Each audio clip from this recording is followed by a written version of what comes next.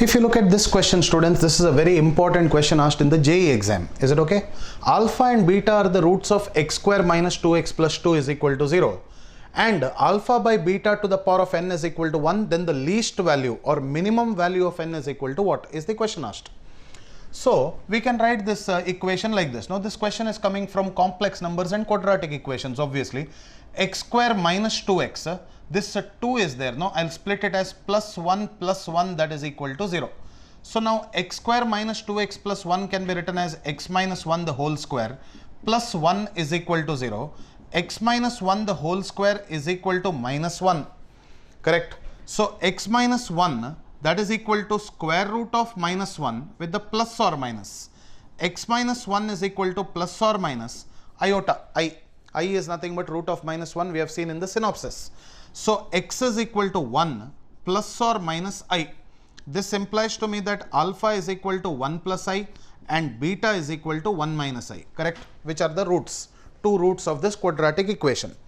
So I can write here now 1 plus I divided by 1 minus I to the power of n, that is equal to 1. Whenever we solve a complex number problem, students, complex numbers questions, the iota value cannot be in the denominator. Alright. So what you have to do? You have to do the rationalization. 1 plus I divided by 1 minus I, multiply by 1 plus I and divide by 1 plus I. That is the conjugate of the denominator complex number. That is equal to 1. Is it okay? So I can write now 1 plus I the whole square divided by 1 square minus I square to the power of n is equal to 1. 1 plus I square plus 2i divided by 1 minus of minus 1 to the power of n, that is equal to 1. So if we know I is equal to root of minus 1, these things you should never forget. I square is equal to minus 1, I cube is equal to minus I to the power 4 is equal to 1. These four powers of iota you should always know.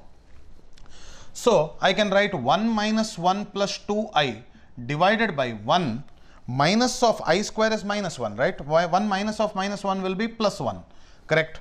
So to the power of n, that is equal to 1.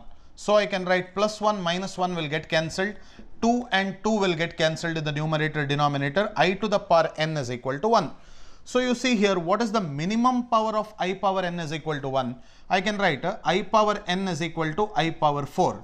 This implies that the minimum value of n should be equal to 4 is the answer to the question. So the question is asking what is the minimum value of n? The answer to the question will be 4.